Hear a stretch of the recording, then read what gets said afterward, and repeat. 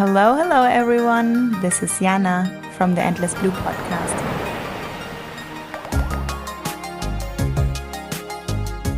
We explore the benefits of diving into the ocean and into yourself.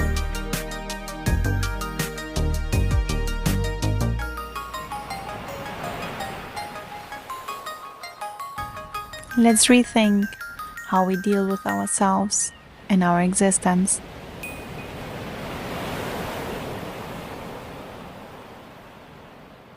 Thank you so much for joining.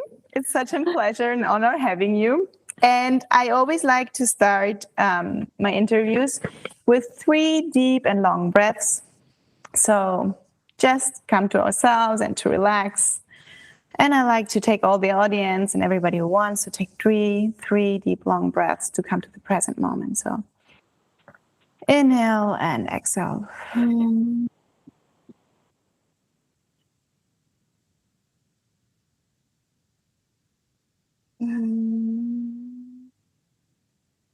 the last one.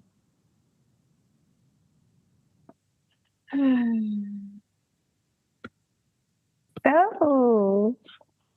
And once more, thank you so much for joining, Pilar.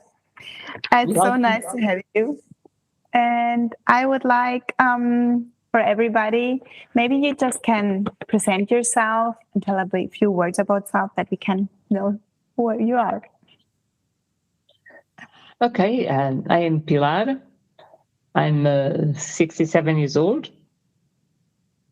I am professionally, I am a coach and a facilitator. And I don't know if I'm a freediver, but I love the ocean and I love freediving. Okay, that sounds interesting. Having a world record and a national record, not even being sure about being a freediver. That's well, it's something I do for the pleasure, and that's something I do for myself. If you call yourself a freediver, it seems like, whoa, see, put yourself on a status that I don't know if I'm in. I mean, it's okay for Portugal, but if you look worldwide at what we do in Portugal, we still have a long way to go.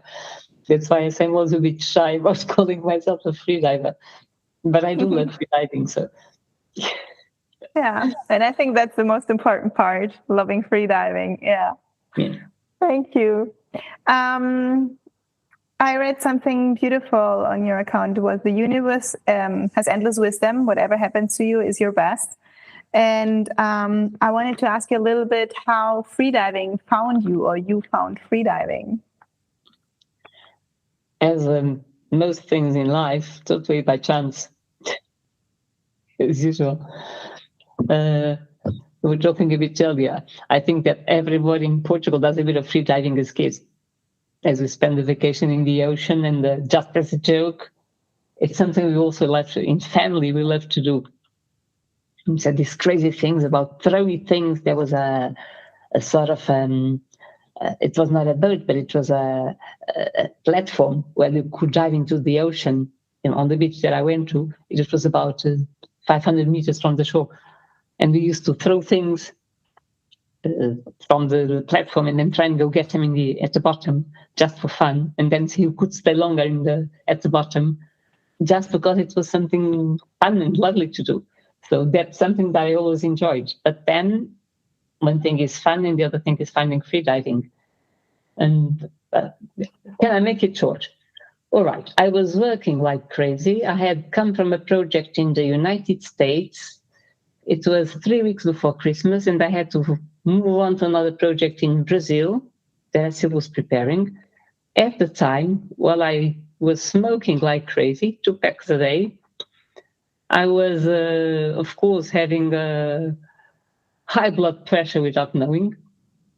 Mm-hmm. Oh, yes, because important detail, I was still taking the pill and I was over 40. So you see the cocktail. Yeah. And one day I woke up, I felt strange. I felt my left foot was kicking the carpet, which is odd for me. Didn't pay attention. Then I grabbed something with my left hand and I dropped it. Whoa, left hand, left foot, whoa. And then I ate my breakfast and I felt the left tip of my tongue was numb. Oh, no. So I went to the hospital I asked for a colleague to take me to the hospital. I advised, said, hello, I don't know if I had a stroke or if I'm having a stroke, but it's one of the two. And the guys, rushed into the emergency. I had had what they call a mini stroke. Mm-hmm. It's a transient ischemic attack. It's the first sign of a stroke. Okay. And as a result of that, they told me, you absolutely have to exercise every day. Okay. And I started exercising every day. And as I know that I tend not to have, if I don't have a commitment, work comes first, I found a personal trainer. And that personal trainer one day decided me to do a training in the swimming pool because he was learning freediving. Interesting. Okay? And so I did a couple of laps for fun. I was enjoying myself. He told me, do you want to try something called static? And I said, yeah, okay. And I did it 1, 2, 3 times. I think it was the third time. I did 3 minutes and 40. Whoa, and he was that's staring at really me. Good. And I said, what happened? And he kept staring at me. What do you do tonight? And I said, what? It was a personal trainer asking you. Because I want to take you to my freediving coach. And that's how it started. He took me to his freediving coach. He told me to do a couple of laps as well. So I joined the small team he was training. The funny thing is I was 50, so it's not the normal age to sport. But that's how I started. So freediving found me. And I had tried yoga to relax after the mini stroke, and I just fell asleep. It meant nothing to me at the time. Mm-hmm. But in freediving, I really felt myself forcing myself to slow down. Mm-hmm. So after it, I slept beautifully. It was like being in another world. So I said, yes, I think I found what I need. All right. And the competition came later for fun. But that's how it found me. Wow, interesting. And one question, were you still smoking at the time? I mean, I was smoking also a lot, from when 15, I started, 25. Yes. Really bad. And when I did the first national record, yes, I was still smoking. No way. But you still had such a good static. That's impressive. I'll tell you a secret. Smoking actually may help you with the tolerance of CO2. Because you are used to CO2. Okay. It doesn't help you to get above a certain level, but in the beginning it may help. It does not help at all because your sinuses go wild if you go to the sea. Even in some swimming pools, if they are deep, I used to feel my ears just killing me. That doesn't help at all. Yeah. But and then when I stopped smoking, I did feel the difference. Yeah. I mean, overall, not just before I started freediving. But yeah, that's an interesting one. That's not a good one to share. But yeah, you have a little bit more tolerance, right? Yeah, but I cannot just build the smoke, you see, because I used to do it. Yeah. Really nice. And yeah, and you say so. You're competing regularly. Mm-hmm. So you say it's for fun, but it's also like something which you have like to put on yourself to keep on training, right? As I hear from you. I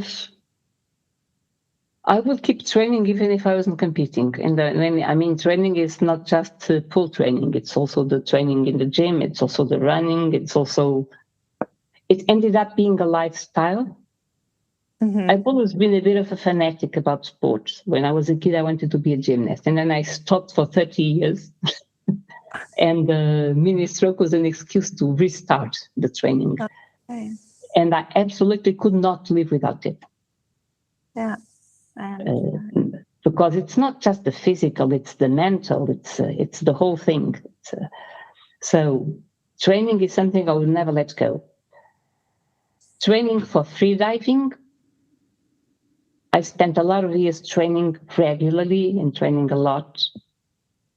In the last couple of years, I've been training less. First, because of availability. I have a very, very, very busy professional life. I travel a lot. And it's very hard to keep on the rhythm of training if you are abroad, I don't know where, for 2 days and then come back and then leave again.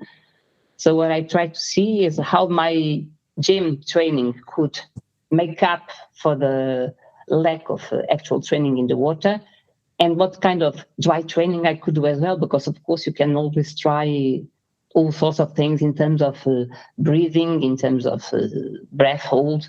There's many things you can try. But I do believe that I could go much further if I trained as regularly as I should. Yeah.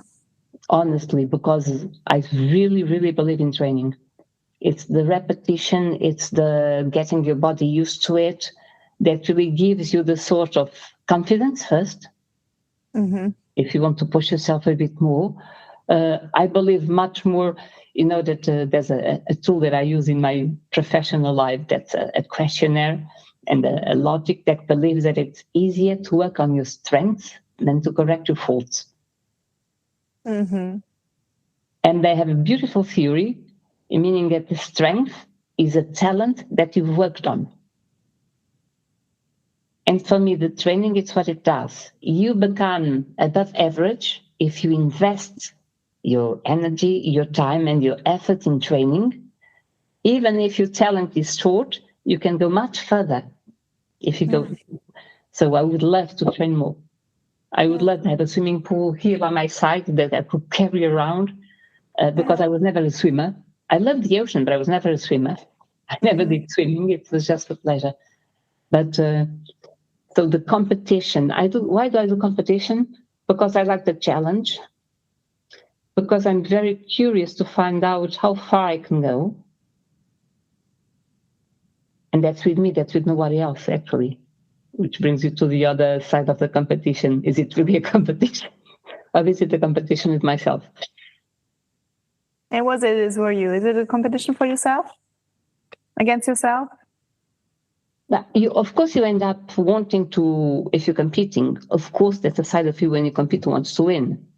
It's part of the challenge. But it's a very funny thing, and I think I told our common friend Linda that is when we are competing, if you're in the water, you want to do the very best you can and you want to win. If you're watching your colleagues compete, you want them to do well, which is counter nature. Because you might be saying, okay, I hope he comes out now.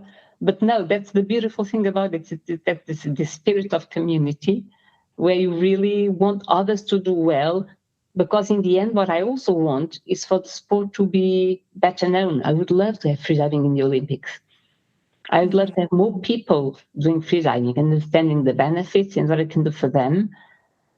And one side of me keeps competing because I know that's a way to sort of influence others.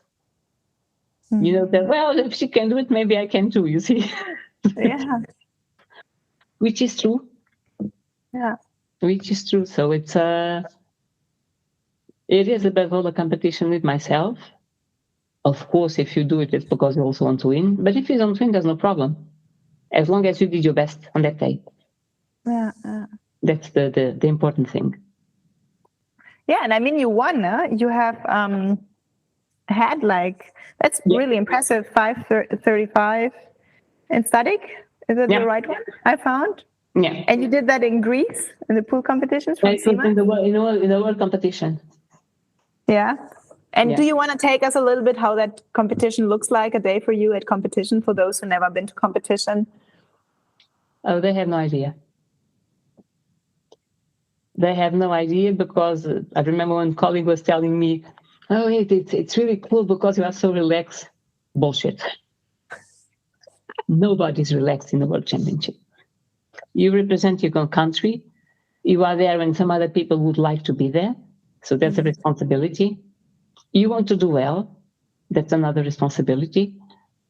You don't want to be pushing so hard that you get a red card and then you blow it all, because that's insane. And that's not the image I want to give of the sport. Yeah.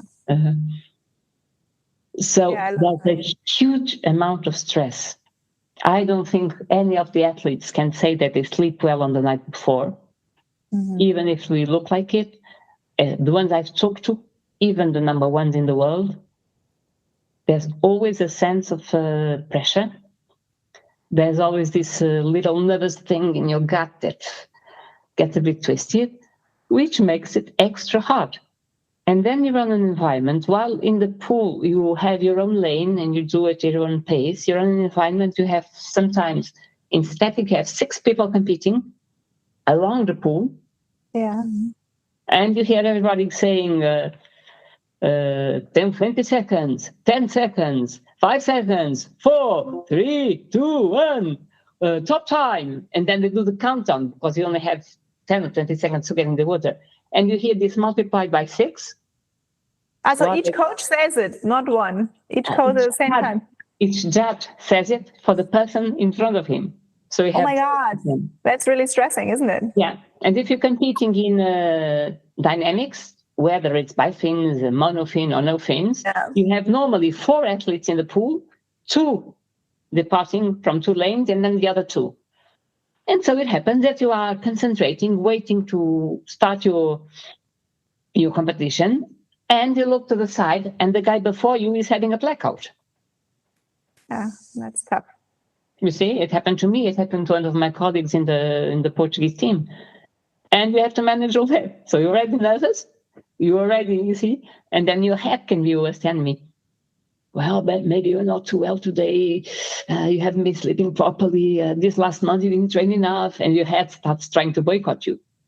Yeah. So how do you stay like in that mental space? How do you do? What are your magic tools to stay in the zone? Listen, when you're training regularly, it's much easier because I just say, don't think, just go into it. Okay. In the static, I had done times that were really close to those. So I knew that the world record, which was already mine, was in my grip. So it was, okay, come on, you did this a month ago. So if you did it a month ago, nothing changed. Okay, and that helps you. And then there's the other moment when one of the things I learned is whatever happens, go on and you'll do it. Because the moment you go on, you always have a high heart rate when you go into the water. And there's that moment when your head says, see, you're too nervous today. And then there's the other side. So the first thing is you learn how to calm yourself down. I was telling you that I thought that freediving was about relaxation. It's about regulation. Mm-hmm. You're not relaxed. You learn how to stay calm under pressure. And that is a real lesson for life. So it's really how strong is your positive side on that day. It's about learning that you can command your heart rate. You can, if you really believe it and you know if you go into it. It's about thinking, forget about the rest, let yourself go. And then when it starts being hard, okay, is it so bad that you want to get out? No, so hold it. It's about playing with yourself. Mm-hmm. Okay, because the time where it's actually a pleasure is the first couple of minutes. When you start, okay, and you feel the water and you listen to all the sounds. I think it's a bit of mindfulness, I think, now that I know what it is. Because you focus on the sounds and then you focus on when you meditate and you start feeling your toes, relax your toes, and then you go up your feet. And you know that if you do it at a certain pace, then already 2 minutes have elapsed. And then you start letting your body go. And then when it starts getting hard, it's just your head. It's just, okay, I know this, I've been here. See, so that's why training is so important. In the static, if you go for the dynamics, and then on that championship, I also did the national records for no fins. It's really, you see yourself, and you see what you tell yourself when your head wants to get out. What do you say to yourself? Yeah, when your head wants to get out? Because I know that there's a moment, there's a distance, when I say, oh, I don't think I'm going to do what I wanted to. Oh, it's been so hard today. And I found out it's always at the same distance. Okay. And at that moment, if you you just get out. But if you answer yourself, when I was a kid, I'll tell you so that you understand. When I was a kid, there was a lot of jokes, very, very silly jokes. And one of the jokes was a kid with his grandfather, and the kid was saying, oh, grandpa, I don't want to go to Brazil. And the grandpa answered, "Shut up and keep swimming." It was I don't want to totally go to Brazil. Yeah, from Portugal to Brazil. Okay, we're in Portugal. It was a very silly joke, but to be honest with you, that's the sentence that comes to my mind when my head starts, I don't know if you can make it today. There's a voice that shows up if I thought about it. Shut up and keep swimming. That's a good one. That's a good one. Nice. And it's just for the 10 meters and then the rest is, why did I come here? What do you want to achieve? Why are you doing this? Forget it. Don't think about it. Can you do the next gesture? How is it coming? Is your kid coming okay? Are the arms pushing the right way? Do you feel the water glide? Oh yeah, I felt it this way. Let's see if I do it on the other one. And you keep your head busy. Yeah. So it's really a mind game. Oh yeah, it is. But like you said, it's not the relaxation at all. I've done a couple of them for relaxation because I wanted to find the fun again, the pure fun. And I just went there to have fun. So I was totally relaxed, which means that you do the arm stroke and then your legs are floating wherever they go, but you're having fun. But it doesn't work to reach a big time or a big distance. What works is the training. Your body knows the basics and does it by heart without thinking. And then your mind, you can tell your mind, shut up, because you've done it before. Shut up, it works. You know your body knows what to do. Stop thinking and enjoy. But it is forced. It's not automatic. It's not natural. It's a wonderful exercise of self-awareness, of willpower, and sometimes of humility, because you have to recognize you're not at your top every day. Yeah. You're not 100% every day. So you have to follow what your body says. Your mind controls. So you don't want it to cheat you. It wants to stop way before your body does. But at the same time, you have to be listening to your body. What's your body telling you? Are you still comfortable? Is it still safe? So it's that's a fine line to find. It's a really fine line. It's a really fine line. I think I've been managing it by being more, how can I say, more on the safe side than on the risk side. Yeah, but I think that's nice, because I think sometimes, like in competition, I think it's very sad that so many people have blackouts. And like for our sports, it's, if people which are not coming from the freediving world and see so many blackouts, it's like having a very bad reputation for our sport, Yes, it scares them. Even if it has no consequences at all, you can say it all you want, but it scares people. So it really scares. Yeah. But I mean, if you're doing like static, I think that's the mental game is like, or is it for you? Better question, say, isn't for you the static much harder than the dynamic, or is it like same? I mean, it's so different for everybody. I had last year a student, he made an AIDA 2 course with me, and his first day he made 4 minutes static. I was like, oh my God. Wow. Okay. We are all different, but we're all different. I don't know. Very honestly, I think it changes with the results that you achieve.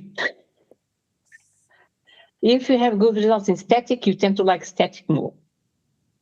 But if you like static more and keep having good results, then the expectations rise a lot. And there's a moment when you say, oh boy, I don't know. And then you discover that you can do as well in by fins. And then suddenly by fins is your favorite. The testing is different. Static is really a game with yourself in terms of decision-making, in terms of how you entertain yourself. In an ideal world, I would have 2 people sitting in the side of the pool telling stories to one another. And while I'm listening to the stories, I'm busy. I would love to have people speaking to one another, just telling a silly story, and I'm listening to the story, so I'm entertained. I'm not thinking about what I'm doing. That would be perfect. That would be perfect. Okay. Or of course you cannot have it. Or if you had, I don't know, some sort of projection in the bottom of the pool where you see just the ocean floor, okay, with the lights and the fish, and I would stay there much longer, but you don't have it. So it's creating the feeling as if you had it, because the challenge is it gets hard physically, because you have the contractions and it's painful.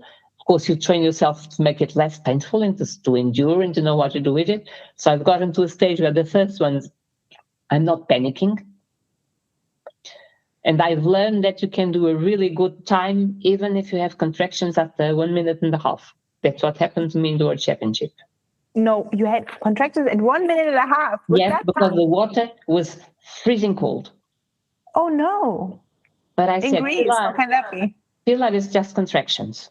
Okay, so be aware of your body. Do you still feel everything? You feel, because one of the things I use is the scope of vision to make sure that if it starts getting, I say, a little bit somber in the borders and reducing your scope of vision, time to get out. Okay, yeah. So if it's just the diaphragm, it can be the cold, it can be like a training, no problem. Because that's just a mistaken sign. It doesn't mean you're over. And I found out it works because you see, 1 minute 30 something, I was having contractions, I did 5:35. So it was a hard one, but it doesn't mean you are dying. It doesn't mean you are blacking out. Okay. Wow, that's impressive. Yeah. And do you have like certain, like say, I read once from Stig Severinsen, he made with oxygen, but he made this 20 minutes record, you know, it's different, of course, than yours without breathing pure oxygen before. But he said he has like very like specific like training parts, you know, like static parts. Then the first one, I don't know, it's relaxation. Then he focuses on that. Then he focuses on the body. Then he focuses on that. Do you have something that you follow in your static, or is every time different? I have a sequence and it changes. Sometimes I sing. There's a couple of the refrain of a song or another. I have a couple of them that I repeat to myself. So the first part is just about calming yourself. Then the second part, it depends. Sometimes I try the logic of relaxing every bit of the body up to my head, because I know if I do it slowly enough, I can get up to 2 minutes. Sometimes I just close my eyes and imagine myself floating somewhere else, I don't know, in the middle of the Pacific or sea.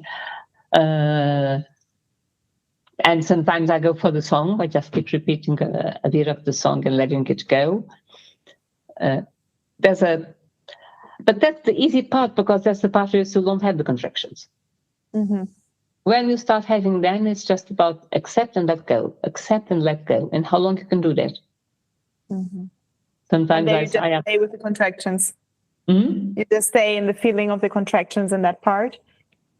But you don't have much option, because they don't let you forget about them.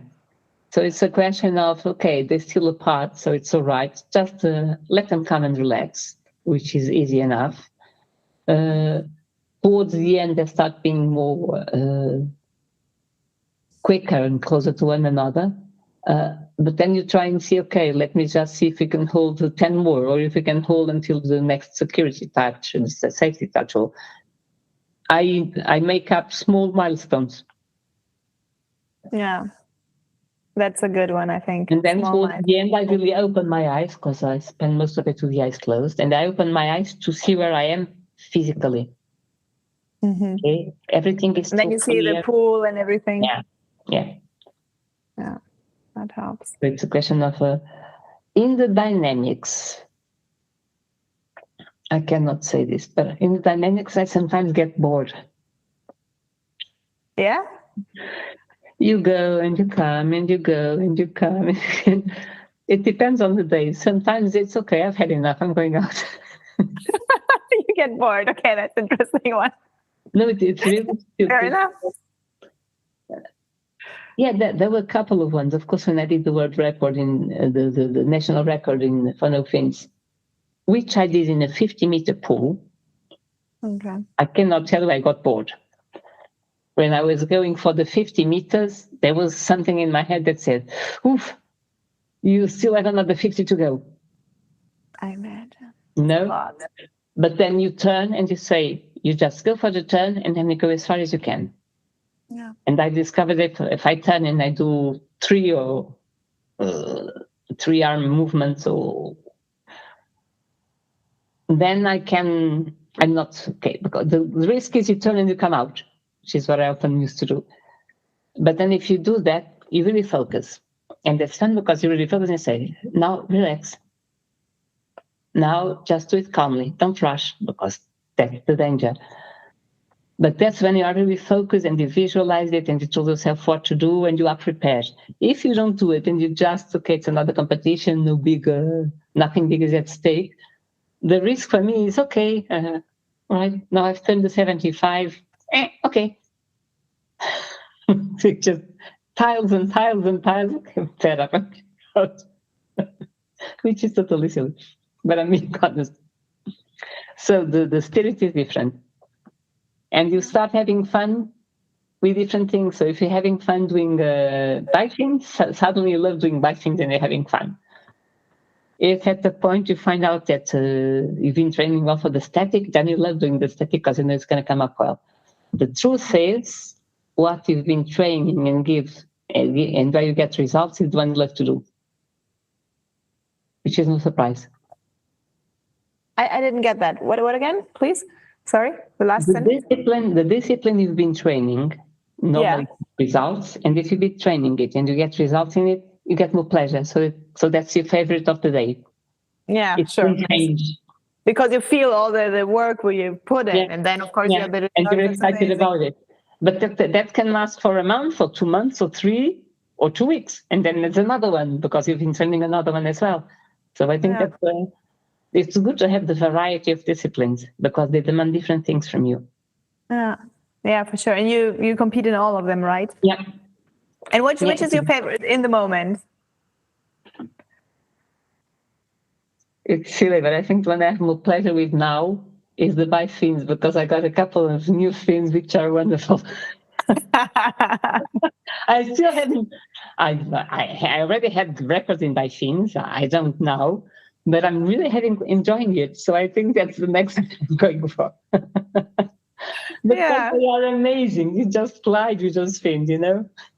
Yeah. You're just flying. I imagine. Which one do you have? Paris. Oh my God. Yeah.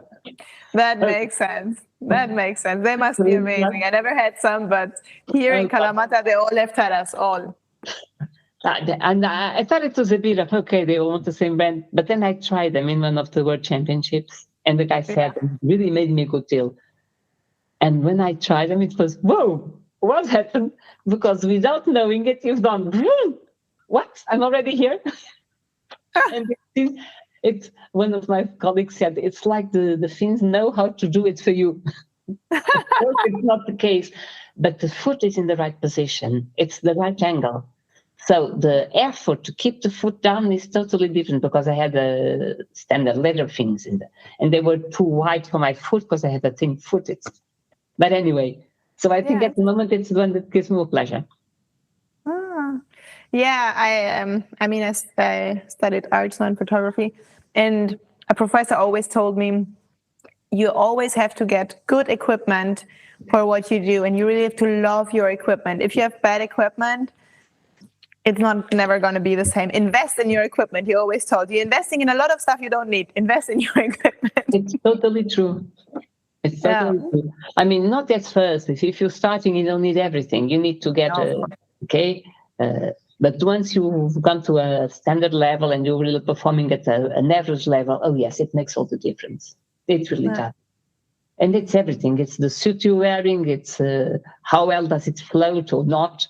Because if it floats too much, you have to carry more weight.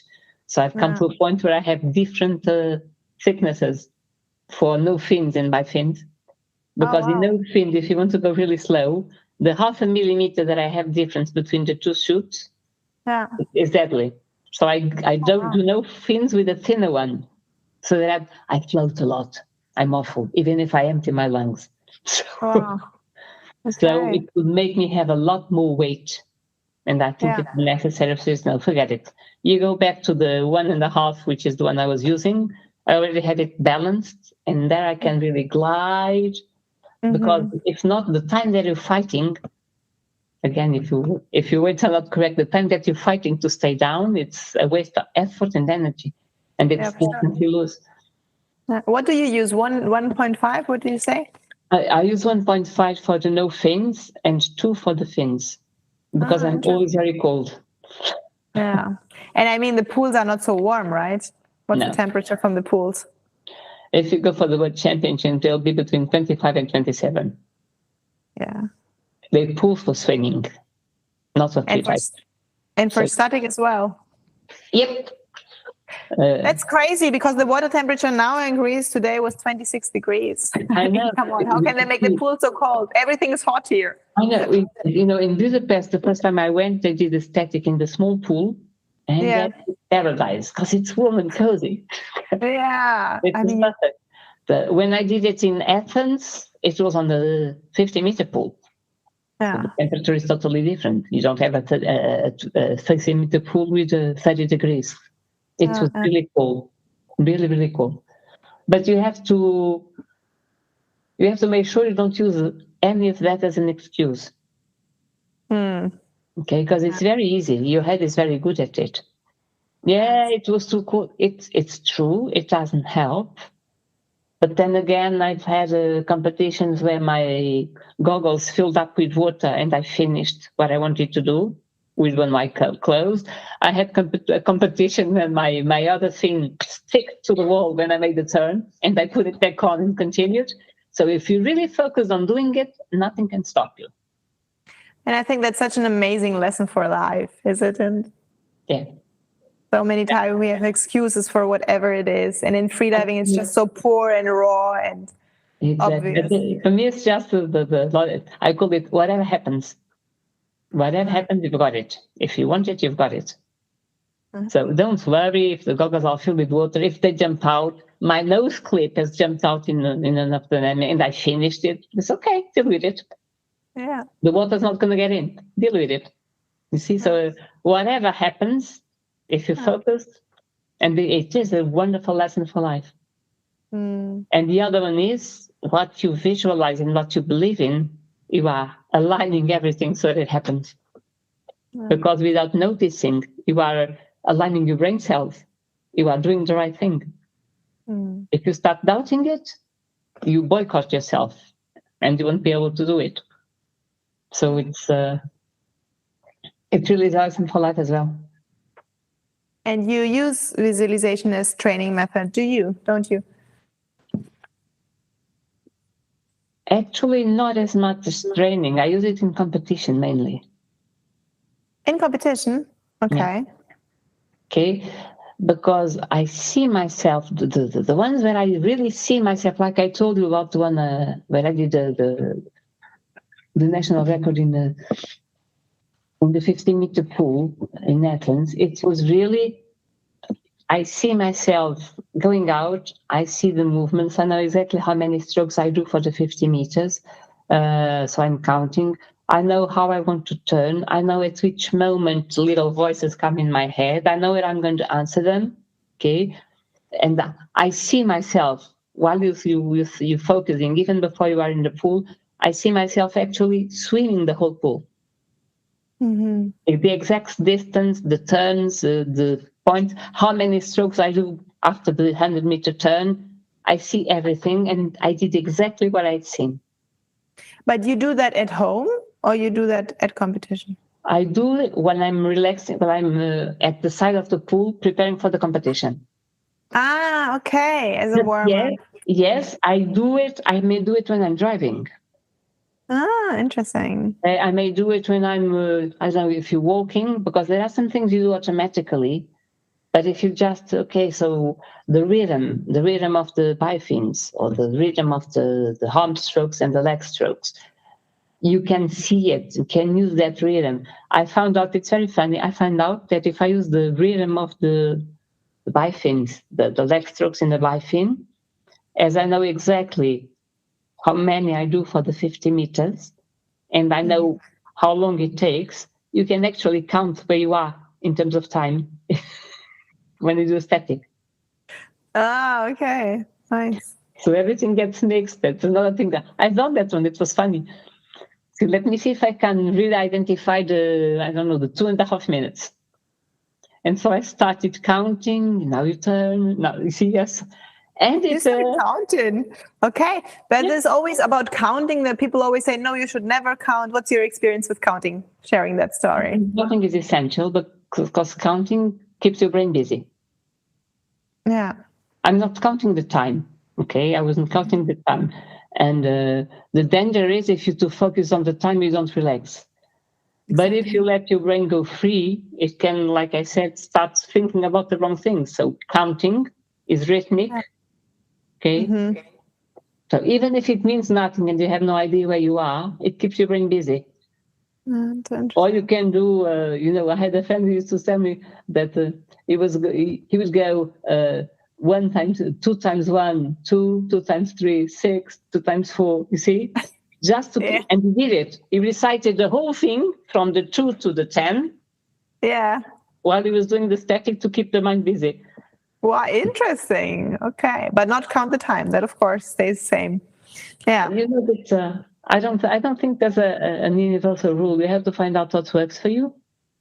Yeah, exactly. That's a good point. I always say that to my students because yesterday I have a student here in the moment, and he also told me no, because in static, his trainer told him he should never imagine a place he doesn't know because that consumes more energy. And I was like, I think it should work for yourself. I've done an amazing static in a place I've never been. It just popped up in the day, and it was like one of my best statics without training. Yeah. I mean, you have to find out. What do you say for that? You have much more experience in static. No, it's exactly that. I mean, it's if I make two, I think the decision in static is how am I going to keep my hand busy? Because you have several options, and if you don't decide, you spend the first couple of minutes. Oh no, I don't want to do this. It's not working today. So the visualization there is okay. What's my method for today? But then again, it's what works for you. And when I say counting, of course, everybody says you shouldn't count. It's true. But actually, if you want to do a world record, it helps to know where you are. Okay. And when I did the world record, I asked my coach to tell me when I got to the 4 minutes and a half. That was the first number you got? No, my safety started before. But then when you're busy in the static, after a while, you don't know how many times they touch you. Yeah, exactly. That's why. But he told you once 4 minutes 30. He told me the 4 minutes 30, and then he told me 4:45, 5:15. So that I know where I am, and I can see, all right, it's just there. Do you still have the ability to go 20 seconds more or not? Okay. It's important for me to keep safe. Because if I start thinking, oh, maybe I didn't get it, maybe even I'm not in the 4 minutes yet, I'm giving up. You see? So it gives me visibility of how far I am from the objective. Yeah, that makes total sense. For me, maybe it doesn't work from somebody else. For me, the fact of having a goal really close motivates me without jeopardizing the awareness of where I am physically. Am I okay? Okay, can I still do it or not? That's the question I keep asking. So if it helps me, why not? I totally understand why people say don't do it. Logically, it makes all the sense, yes. Practically, sometimes it helps me. Yeah, so interesting. But your coach is, does he come with you or is he here? Is it when you go to competition? How's that? Because that's a very personal also ligament. That's part of my, whatever happens, it will work. The first time I broke the world record, my coach was the safety they had. Okay. And I took him aside and I said, okay, I'm trying this. I normally do this. This is what I need from you. And he was perfect. Okay, nice. Okay. When I did it in Athens, it was the representative of the Portuguese Federation that is there and supports us. So he's the one who helped me. Yeah. The other records are done in static. Normally, it's the safety who's in there. I've had a colleague. I had my coach, yes, because he's not always able to come with us. So for me, it's part of the process of challenging myself, not to depend on that particular person or that particular, you see? Yeah. I've done good statics with absolutely no information at all. Just the safety touch and that's all. Mm. I've even had a static where the guy forgot to do me the touches. But I was listening to the judge and I was doing the safety signs because I listened to the judge because he forgot to tell me to do the okay sign. Oh, wow. And you start thinking, what's wrong? What's wrong? And then forget it. Just listen to the judge, go, and that's what I did. But Okay. you see, but it's also training. It's the fact that whatever happens, you can deal with it and you don't let it make you nervous or destabilize you. Mm-hmm. That's And it's really a good for mental life. force. But do you have in your training, do you have, you must have a body safety, how it's in your training for static? Because, I No, mean, in our training, it's normally a colleague. it's a colleague. Yeah. And you have a place close to your live where you have like a team or where you're buddying, or how is that working? No, we When you are train? in the competition team in my team. We have a club because we have to be in a club to be able to compete officially. We are, I think, 7 now who are competing.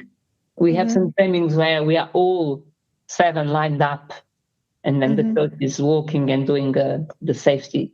If you're just training, if you want to do try to do a special time or do more, then you are either with a colleague or with a coach alone. But normally you can do it just the 6 or 7 we are seeing each other, and then he's overseeing us all. Okay. It is giving But are you training in Barcarena? on Saturdays. Ah, nice. Yeah, that was there I met my first freediving course. Oh, with Mafalda, for sure. Yeah, of course. Yeah, with Mafalda Mario. Yeah. You know that the guy who was training me is the guy who trained Mafalda and Mario. I Ah, met okay. Mafalda and Mario there. They were my colleagues. Ah, okay. And I started Wonderful. training. So cool, so cool. And Yeah. so, as we reached training, you say you're traveling a lot. So, how do you go through training, maintaining your fitness mentally, your mental fitness, your physical fitness? Do you, in the changing environment, I think that's a really hard task to do. Like now I'm here like for more time, but I have times in my life where I'm traveling a lot, and I think it's pretty challenging to adapt to new places and bringing routines with you. I mean, I can do my meditation, that's like pretty easy, and breathing, you know, I can do that every morning. But then other things, I think for me especially, are more challenging to do. And what do you have? I think the only thing I really feel is the fact that I don't have a swimming pool. Because the rest, physically, when I'm away for a week, there's always 1 or 2 days that I'm here. And in those days I train. And when I go, I always check if the hotels that they put me in have a gym. Okay. And I always take my running shoes because that's all zero. You got a couple of elastics. Yeah. To do something in your room, and you put on your running shoes and you go for a run in the morning before starting. So, and that's really important, I think, for the cardio fitness and for keeping up.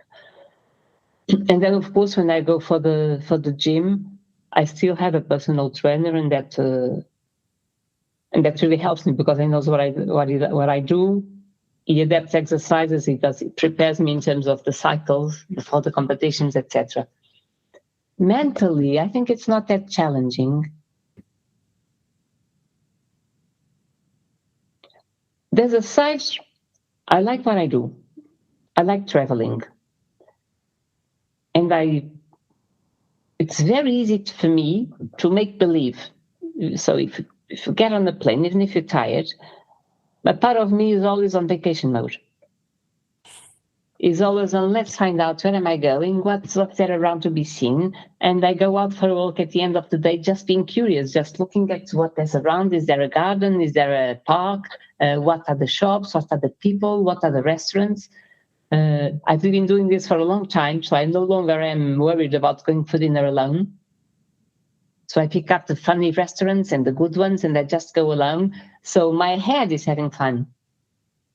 I don't really feel the need for a mental adjustment. I'm comfortable. I love people. I love my family. I love my friends, but I'm very comfortable being alone. It's very easy to entertain myself. Besides, the head never stops. So I think mentally it's also it's not challenging at all. I think the real challenge is really the part of not being in the water, because water is important. Yeah. Okay. As for the rest, I have all the little tricks. I mean, you can do breath hold wherever, as long as you're not driving. Yeah. You can do breath hold on the plane. You can do it on the hotel before sleeping. You can go for a walk and start increasing the number of steps you do on breath hold. So there's a lot of things that you can do, and that sort of keeps you training. But I think the hardest part for me is the food. That's a big one. What's about food? Well, I have a big tendency to lose weight. When I have a problem, it's very easy for me to lose weight. It's very hard for me to gain weight. So when I started doing this, and I was training every day, plus the free diving, plus the running, I went to see an expert, a nutritionist, and he investigated a lot. He did a lot of research about free diving. He listened to me a lot, and then he found me a diet that would fit into my schedule and into the type of training that I was doing and into the sport. So if I go out and I have to eat somewhere else, first, in many places, I almost don't put salt on my food. I lost the habit. And you go out for lunch or for dinner, and it's all salty. There's one day where I want to eat fish. There's one day where I want to eat grilled meat with the vegetables. And it's not easy. If you're having dinner or lunch with a team, with a group, you cannot stick to your diet. And that's the thing that really bothers me. Yeah. And also for the competitions, because you don't have your food, your usual food, the water changes, so it really messes you up. And you have to deal with that when you're preparing for the competition itself. So it's another thing to deal with. In Portugal, I bring my own stuff. But do you eat before competition? Well, I always have breakfast. So if the competition is in the morning, if it's a dynamic, I can have breakfast earlier, but I always have breakfast. And breakfast is a breakfast. What do you eat for breakfast? I always also have breakfast. Like Lena never has breakfast, for example. I know, but it all works. If I don't have breakfast, I don't function. So my breakfast, I normally have eggs, mushrooms, fruits mixed up. It can be avocado, it can be pear, it can be watermelon, some red fruits, whatever I have, strawberries, cherries, or I don't know, blueberries. And then I like to put nuts on top of it. And then if I have peppers, grilled peppers, I add peppers because it's great to retain oxygen and iron on your cells. So you see, it is a real breakfast. Red peppers? Red or green or yellow, you know those small ones? Yeah. If you grill them, if you eat them raw, they are great for retaining oxygen in your cells. Oh, nice. But grilled or what? Not? It depends. If I have time to grill them, I grill them, just grilled, nothing on them. If not, you can eat them raw because they're sweet. The small ones are sweet, so you can eat them. Interesting. And what else did your nutritionist find out for you, which works with you for your free diving food, let's say? What's good for you? I mean, that's the ones everybody knows about that I've been doing for years. I mean, I cannot live without broccoli. It's something that I think when I'm at home, I have them every day, every meal, basically, and I love them. Okay. The other thing that I found out I didn't love, so I found ways to eat it, is the beetroot.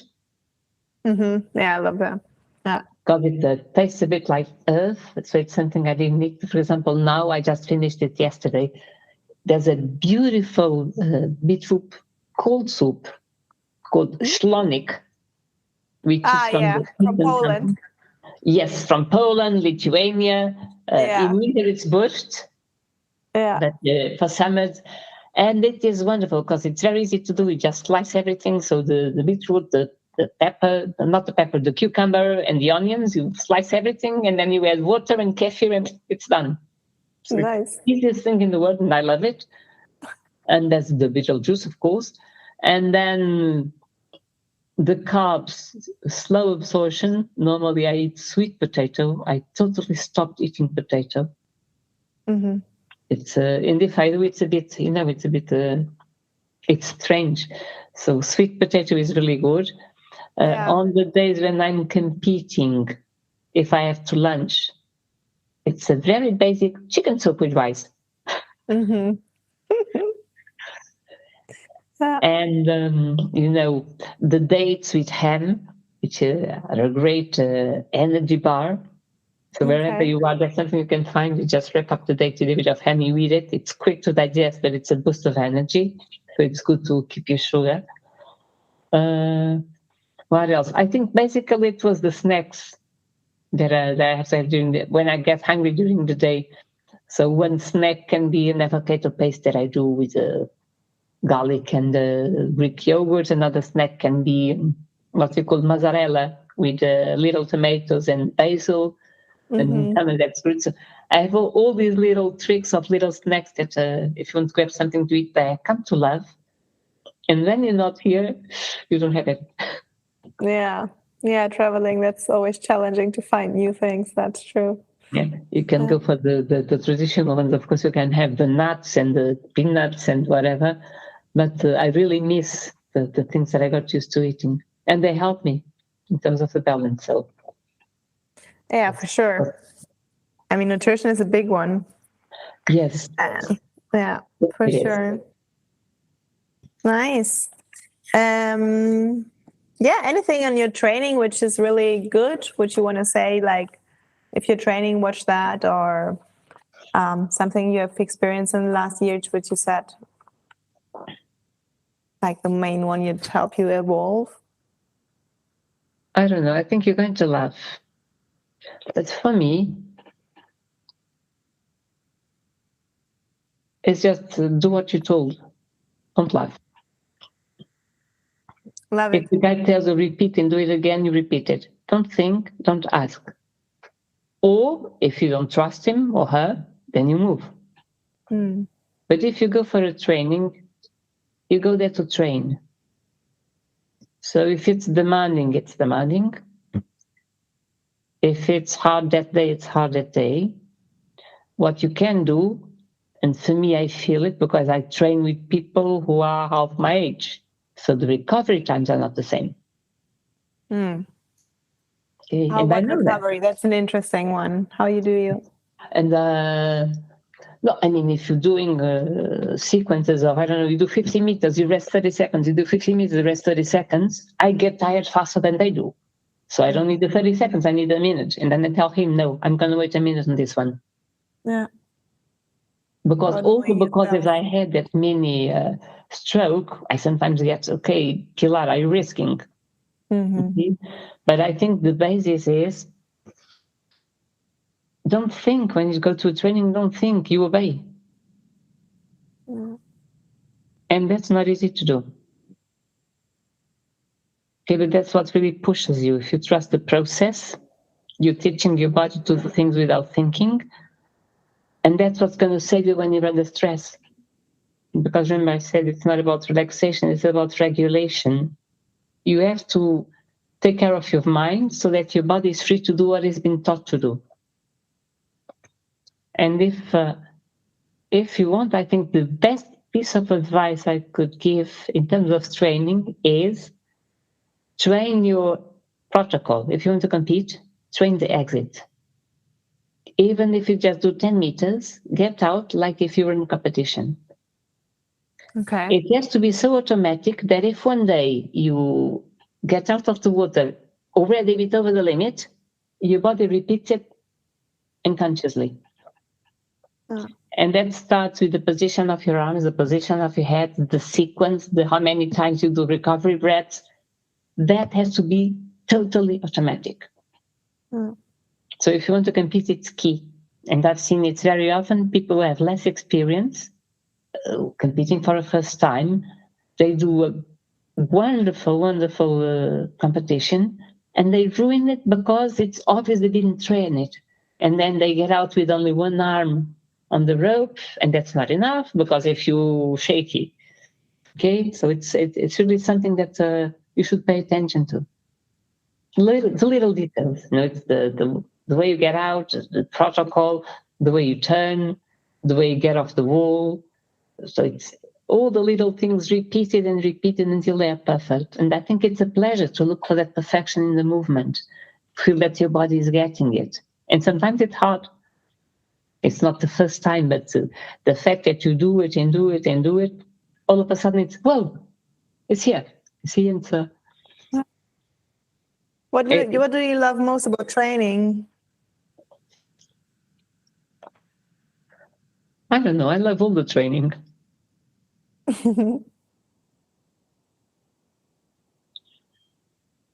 What do I really love? I love the change between a serious training, repeat a distance or repeat, and the fun ones. I think you progress a lot in the fun trainings. When you lose track of whether you're making a distance or not, whether you're making a time or not.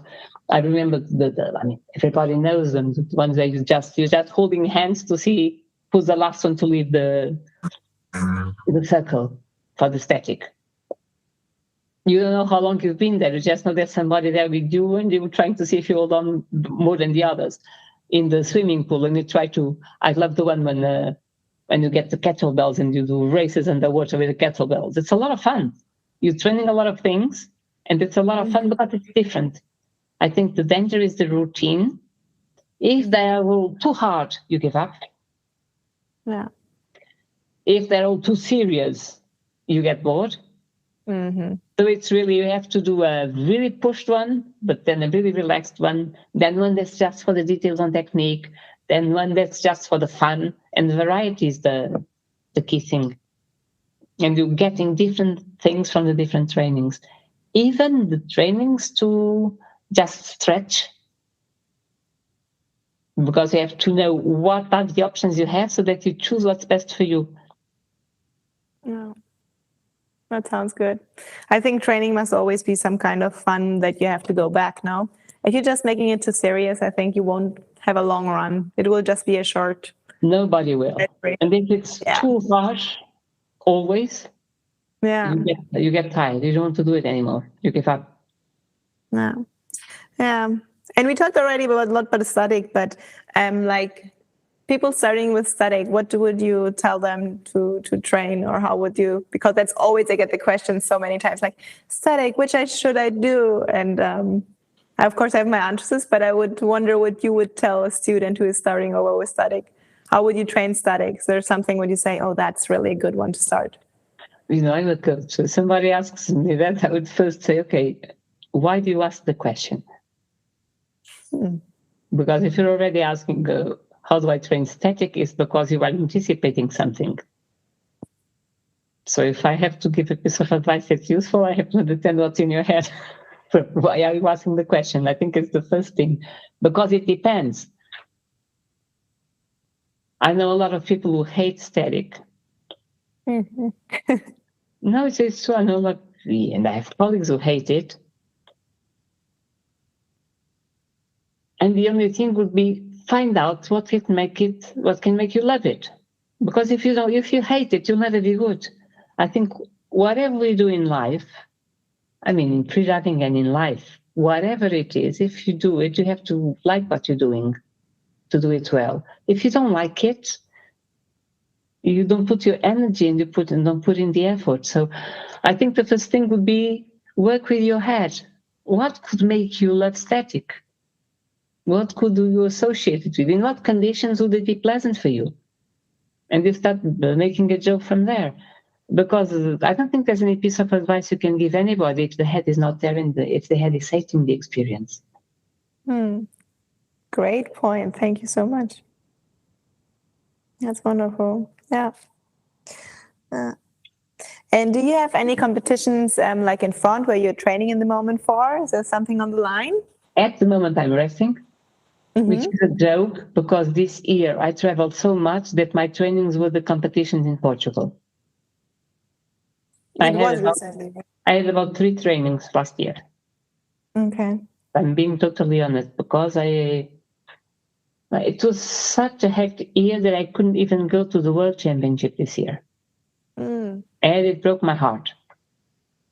But I had engagements with clients that I had done in November last year, so I couldn't make it. So at this point, I'm relaxing for summer. I've tried to do 1 or 2 trainings, but you see, the training is on the other side of the river.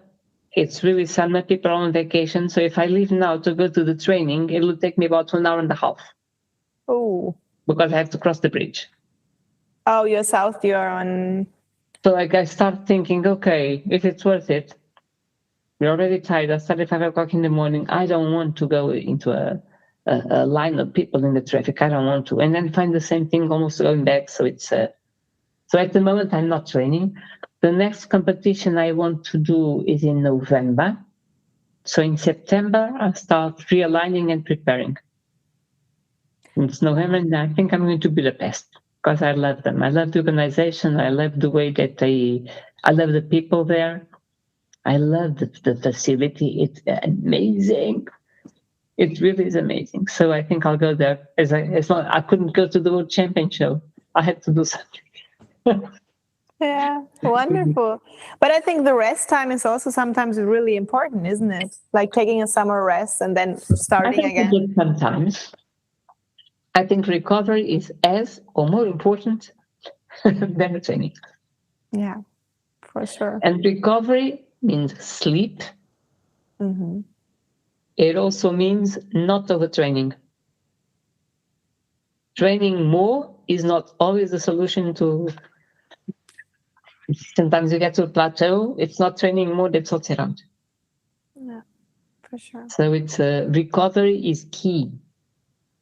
I think you evolve more when you recover, because if you look at the training, whatever it is, you are hurting your muscles. And you build muscle when the muscle regenerates. So that you need to rest.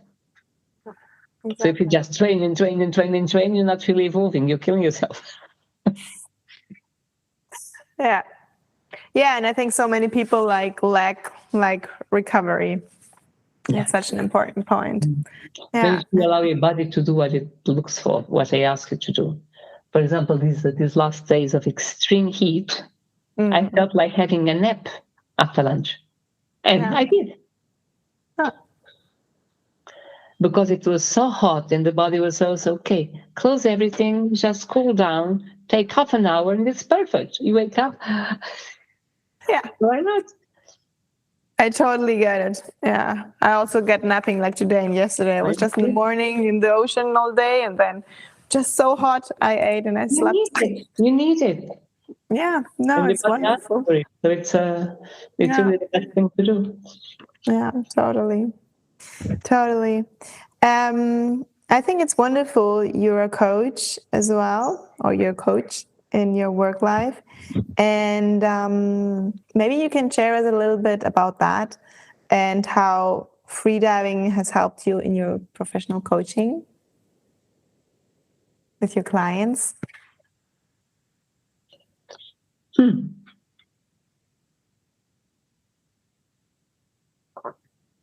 It's very funny. I don't make the connection directly.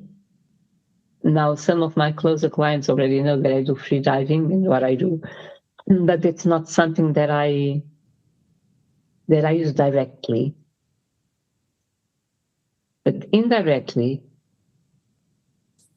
when you talk about self-awareness, when you talk about regulation, when you talk about whatever techniques you talk about in coaching, the visualization, the determination, the importance of repetition to improve, to putting in the effort to getting the better results, they are all things that are true for freediving and for life and for coaching. And I think that in a way you can also put it the other way around, because what I do also influences the way I do freediving. That sort of respect for the difference that you learn when you want to be a coach, that the logic of being in life more curious about the others than judging, and that understanding that I think I already had it. When you're trying to be a coach, the first thing you have to do is go deep into yourself. And I found that freediving is just another way to go deep into yourself. So it's very hard to say where one influences the other or where one is being influenced by the other. It's so connected. It made so much sense to me when I started to do freediving, to connect it to what I had learned as a coach. And of course, now what I learned, it's not just from my professional life. I think it's to the research for how far you can go, how good you can get. But the good is not being good to being number one. It's being good in what is how far can you go in leaving others better than you found them, which is the essence for me in coaching. It's helping people discover themselves. If they remember me, that they remember me for helping them discover something about themselves, or being. And freediving, the fact that I'm doing this at 67, almost 68, competing a bit in a way as the same logic, because I do see the benefits. I mean, it's not just the benefits of the ocean. You just look at the waves and you got all those ions getting spread out all around you and you feel better. You go into the ocean, and I normally say the moment you get and you dive in the ocean, all your worries disappear. That you washed away with the water. So it's and then what you learn about yourself, about mastering yourself, about not giving up, about not being afraid to fail, which I think is essential. You cannot compete if you don't know how to lose. That's a big one, especially for kids nowadays. Have a lot of nieces and nephews they can't lose. It's really hard on them to learn. Yeah, but it's totally silly, and it's because I think the logic that you know in terms of what I do, when you talk about the growth mindset, so the ability to, the people who really evolve the most are the ones who have the growth mindset, because they're not afraid to make mistakes. They take criticism as a way to improve. That's the essence of training and improving. Yeah. If you have a fixed mindset, you have the people who are gifted and the people who are not good at it. It doesn't stick at all with the logic of freediving, because you try it once, you don't know how to do it, you give up. Okay, because freediving is also about giving you the right to not be the best, giving you the right to do what you can do that day, which is not necessarily the number one in the competition. Is also giving you the right to make a mistake and learning from it and giving. And those are also all things that, of course, they're important when you want to think about yourself and to think about what you do in coaching. It's when you think about growth mindset, and I give a lot of examples of sport. When people say that they want to change a behavior is like a sport. You have to train it if you want to achieve a change. It's not just because you decide today that you're going to smile more that you do smile. First, it comes as an effort. First, you have to start piece by piece. It doesn't change from day one to day two just like that. And that's something that, yes, makes all the sense in terms of professional life for anybody. Things don't just magically switch from one day to the other. But if you believe and if you invest, and that's the other thing, I'm very optimistic, and I tend to look for the best in things. And that also helps in the sport. So if you don't do the best, why didn't you do the best, and what can you learn from it? It's not about, oh, we didn't do it. Yeah. It's totally. There's a saying, you don't learn from the good things, you learn from the bad things. You learn much more from the bad ones. If you accept and you see what you did, you learn much more from the bad ones. But it's, sometimes you have to do a session when you're tired, when you don't want to, when you have a problem. And that regulation that I told you about really helps to separate things. Okay, just go, you do what you always do, you've trained for that, you know what you do, and you manage to manage yourself. Yeah, regulation. You mentioned that so many times. Do you want to point out on that one? Not slowing down, it's on regulating. What did you say? No, I think it's not my idea. It's something that I discovered and I was reading. I don't know what it was, but it makes all the sense. Remember, I was telling you, if you are too relaxed, it does not necessarily mean that you can do a very good competition and have a very good result. Because if you're too relaxed at a point, you just want to, I'm having fun, let myself go. I'm not having fun, I'm going away. Mm-hmm. So the secret is not the full relaxation, it's being able to manage yourself and the stress. Yeah. And for that, like I said, you have to learn the routines of your brain. You have to know what's the trick it plays on you. You have to learn what goes wrong and what doesn't go wrong in yourself. You have to identify the signs. I think that conversations with ourselves may be our greatest ally and our greatest enemy. And that's what I call regulation. Is the stress is there, the problem is there, the difficulty is there. You have two options. You live it in a very negative way, or you live it in a positive way. So the choice of how you live the moment is yours. You cannot choose the things that happen to you, but you can choose how you go through them. Yeah. And that choice is what I call the regulation. Am I going to let this affect me so much that I panic, that I get discouraged, that I get in depression? Or am I going to go through it in a way that's a bit curious, like a child? Okay, it's something you have to learn from. Let's see what good comes out of this. Let's see how you can make it positive to you and a learning experience to you. And that's what helps you regulate all the anxiety that may come to your brain. Yeah. Totally. I think that's so important one in life. If we, see how we react to it. Yeah. Not what happens to us, is how we react to it and how go through it. Yeah. And relax into discomfort. I think that's a big one I learned also, in freediving and especially in static, relax into discomfort. Yes, it's what I said. You feel the contraction, but you relax. Okay, it's all right. It's part of this. It's good. It's a good sign. It's a sign that your survival mechanism is working. And it's telling you, pay attention. It's normal. Good.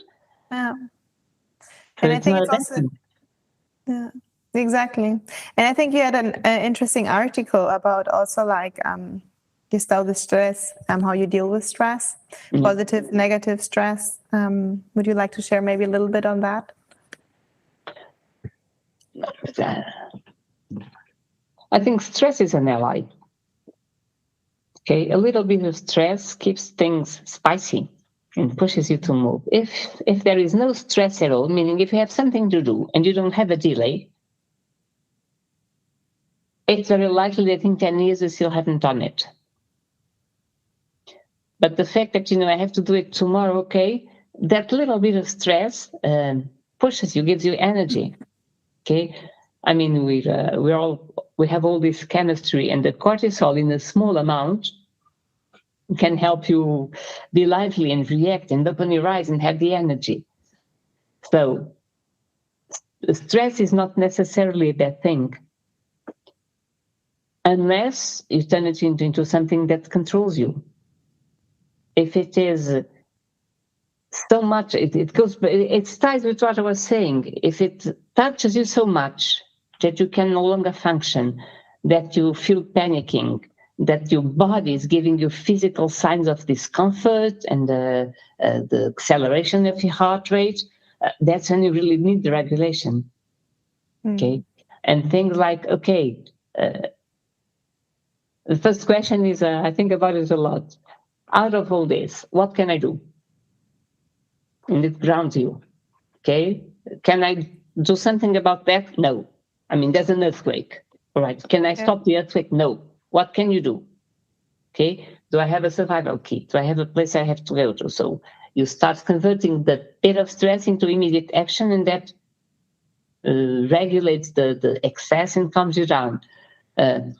If it's about demands on your environment, the thing you can do, okay, how important is this for my future life? For the things that really matter to me.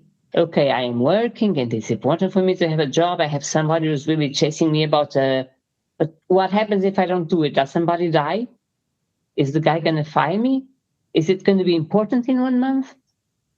So if it's important, okay, then I do, and I do it better if I regulate the way that I use the stress rather than if I just panic. Okay, so, and also it comes back to the recovery and the rest. Do not be afraid to take a moment to breathe and get out of that. And that's a point that I really, you were talking about it in terms of emotional intelligence. It's one of the best tools is the way you breathe. Okay, so if you can't do anything else, if you can't remove yourself from the situation, at least take a couple of really deep breaths, because that lowers that injection of adrenaline and of emotion that you have and allows you to think better of how you're going to deal with it and how you're going to react. Action is a great source of relaxation. That's a good one. I didn't think about it in that way. Yeah, if you can't do anything about it, throw it behind your back. No use. Yeah. If I can. I do that a lot, but it's a good one. Yeah, good and then advice. You focus the energy on the sequence of actions, and it really rounds you, and the stress is going down because it's changing from, oh, well, what am I going to do, which is a panic, to, okay, step 1, step 2, step 3. And this Let's do something about it. Worst, you can do a sort of a contingency plan. If this happens, this is what I do. If this has happened, then I'll do that. And that really lowers your stress, because the panic for us is the unknown, is the things you cannot control. Yeah, exactly. Wonderful. Thank you for sharing that. That's really very valid one for every situation in life we go through. Yeah, is there any question I forgot you to ask?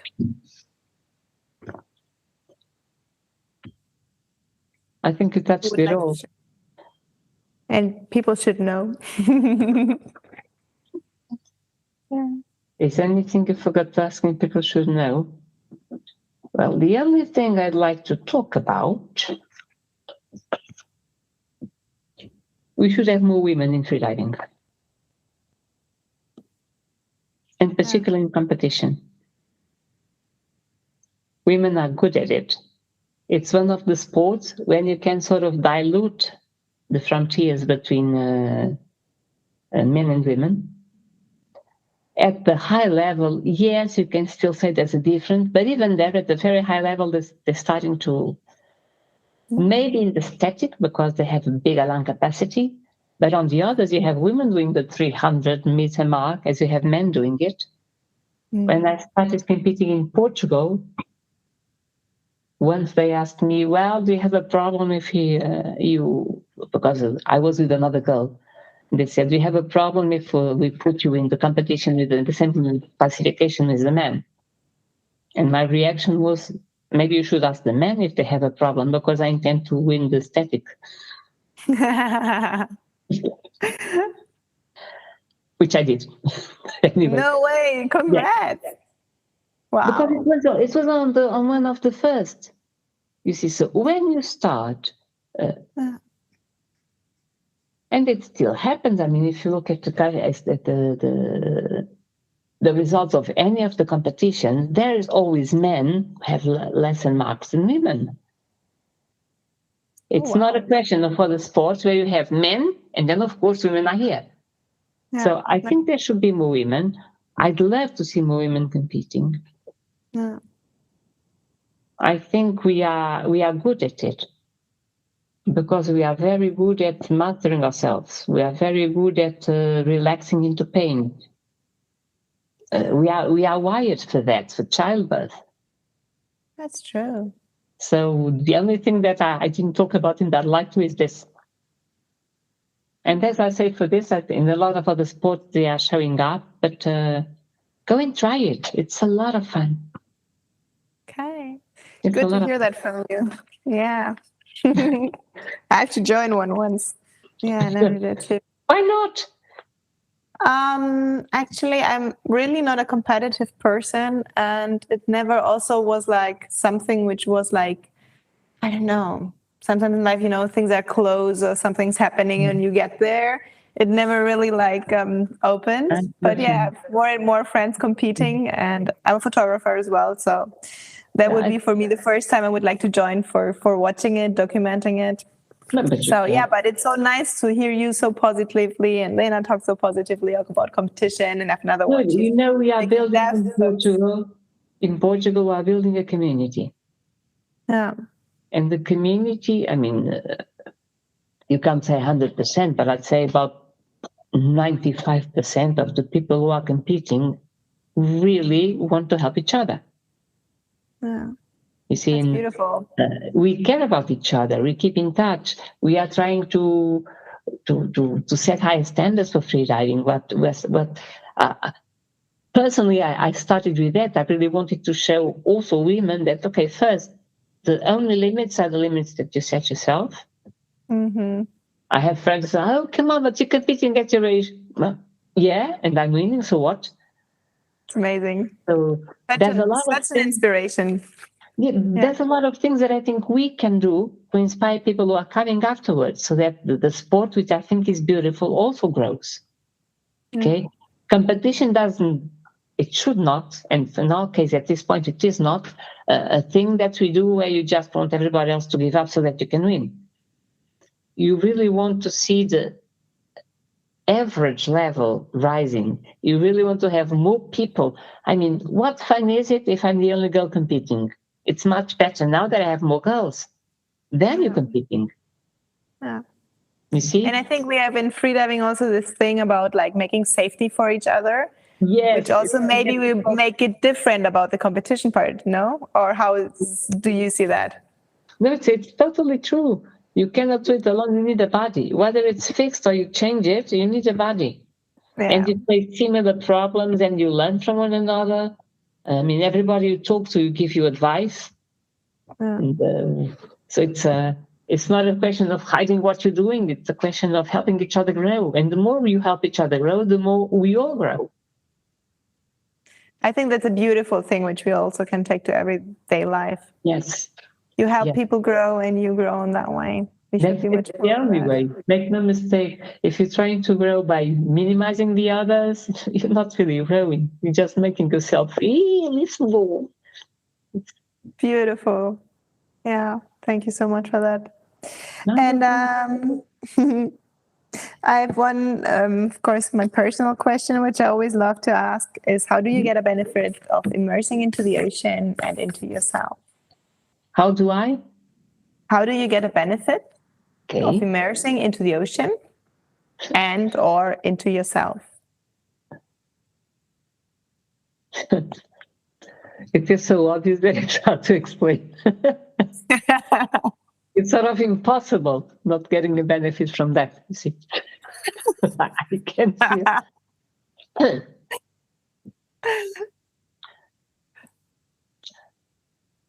Well, you can start from the cliche, right? You are not a drop in the ocean, you are the ocean in a single drop. The ocean is life. The ocean is our father and our mother. So whenever you go back into the ocean, you are going back into the origins of life. You cannot exist without an ocean. And I'm sure a lot of experts and physicists can give you much accurate explanation, but the truth is,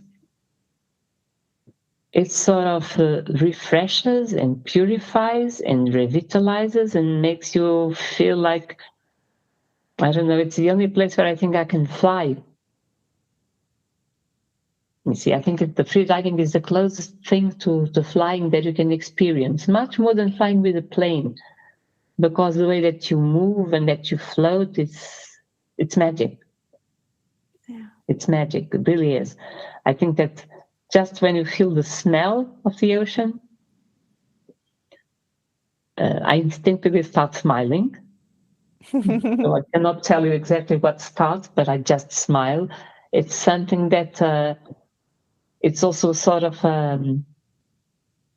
it's like you're being nursed to sleep, because if you look at the waves, you just stay and stay and stay for hours and you don't know how long it's been.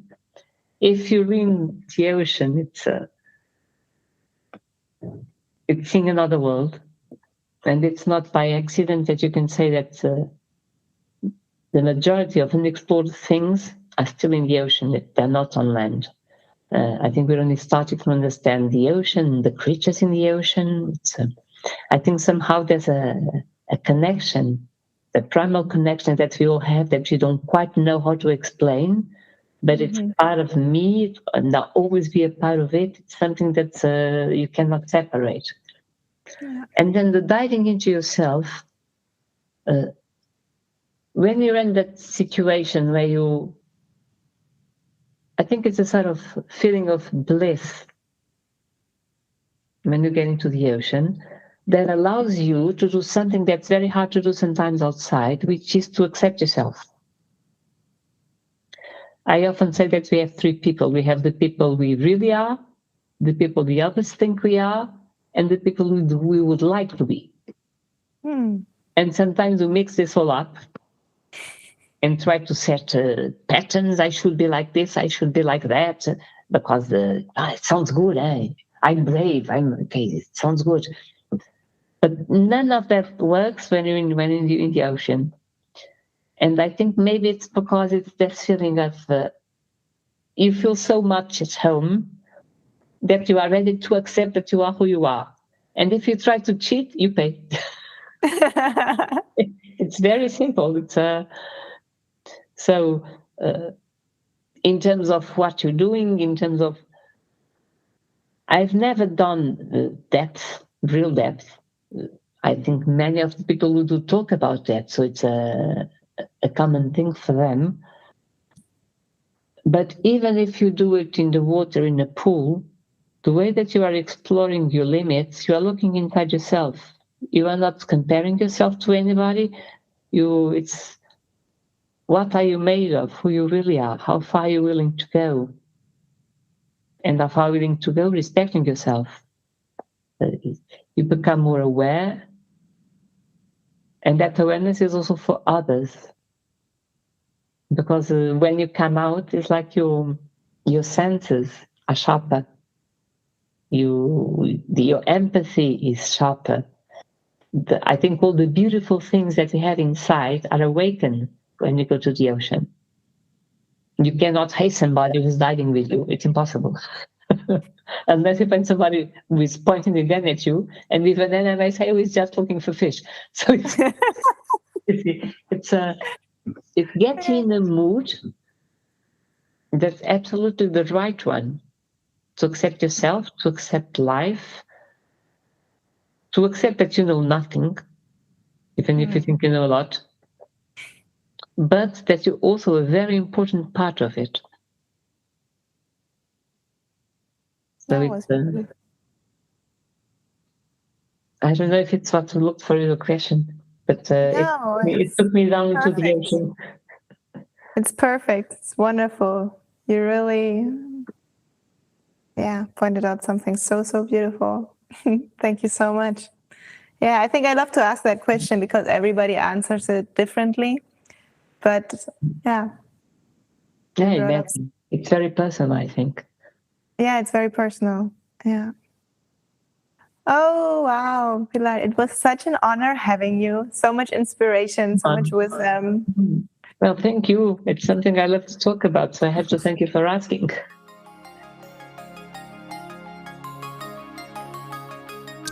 Thank you so much for listening. It's such an honor having you. If you enjoyed, please like and subscribe. It really helps to grow the show. Feel also free to connect with me on Instagram, share ideas or questions for future episodes.